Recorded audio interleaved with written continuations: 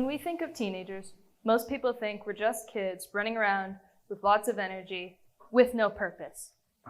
Exhibit A. But people forget that children have an unimaginable sense of possibility. To kids, there are no barriers, no fears, no what-ifs. Nothing is stopping us from being great except the people around us.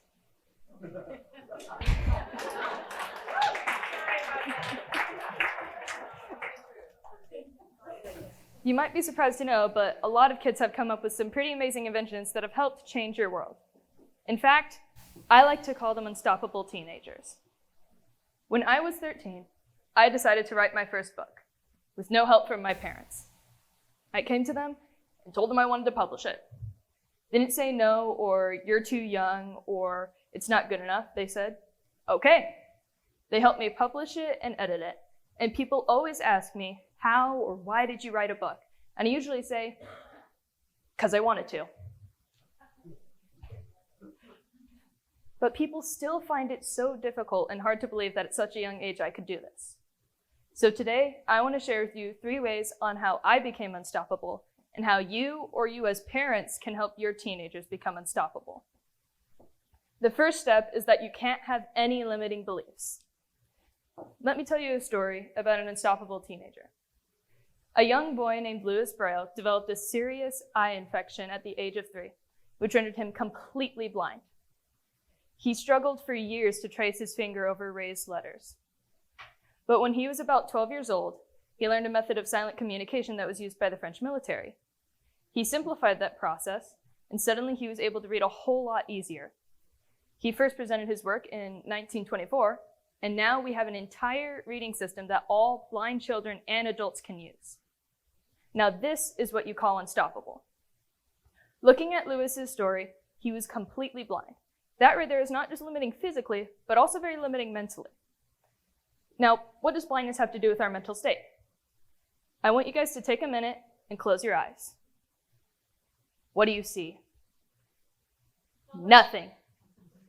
Absolutely nothing, just darkness. Now imagine having to live your life like this every day. You probably wouldn't think that you could do very much. Just trying to find the bathroom in your house is hard enough. But this kid didn't let that stop him. He thought that he could do something. And because of this kid not giving up on himself, believing that he could do something, believing that he could bring his idea to reality, bring it to life, we now have an entire reading system that all blind people can use. How does this apply to today?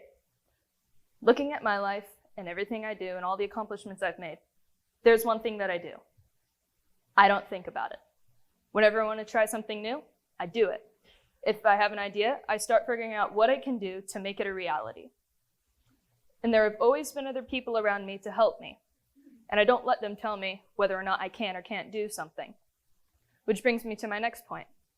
It might sound a little mean, but you need to fail. Now, if there's a world record for failing, I'm probably pretty close to that. Anybody else in here? Those of you who aren't raising your hands, you're not human. Throughout life, you are going to make hundreds of thousands of mistakes. Michael Jordan wasn't born a star basketball player. Let me read to you one of his famous quotes. He says, "I've missed over 9,000 shots in my career. I've lost almost 300 games. 26 times I've been trusted to take the winning shot and missed. I have failed over and over again in my life, and that is why I succeed." Look back at your life. How many times have you failed or made a mistake? It's probably too many to count. I've thought about my life and all of the mistakes that I've made. The amount of times that I'd screw up a code in a program, or forget my line in a script, or forget my part for a presentation in class is immeasurable. The amount of times that I've just completely flunked a test or a quiz are too many to count. But there have always been other people around me during those times to help me. Which brings me to my last and final point. You need to surround yourself with people who love and support you. Now, how many of you have had a toxic friendship or relationship? It doesn't really work out too well. But what about being in a toxic friendship and relationship and you don't realize that it's toxic? Now, If I had a nickel for every time that happened, I'd have 2 nickels, which isn't a lot, but it's weird that it happened twice. Now, the first time it happened to me was back in 4th grade, but I don't remember what happened, so I'll tell you about the second time. Picture this. It's the second to last day of 2nd grade. You're playing some Foursquare for the first time in a long while. You say something and you don't really think too much about it, but your friend just loses it and starts saying all these lies right to your face, basically saying you're a horrible friend. Now, this was devastating to me as I love everyone and I thought I was especially close to this person. And I'm probably one of the friendliest people you'll ever meet. So my response to this was just like what any other girl would do.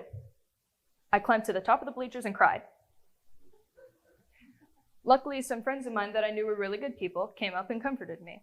As of today, they're some of my best friends, one of which is in the audience right now, right over there.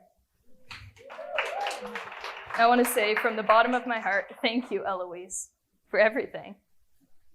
What I'm trying to say is you need to surround yourself with people who support you.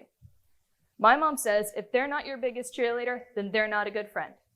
Looking back at my life and all of the closest and best friends that I've ever had, they've all been my biggest cheerleaders, just like I have been for them. And they all support me so very much. How do I know this? It's because they all love me the same way that I love them, unconditionally and with all my heart. I hope that from listening to me, a young girl that nobody knows and only wishes the best for everybody, that you can all learn how to be unstoppable. And as I always say, be you, be a warrior, and most importantly, be a kid. Thank you all for listening.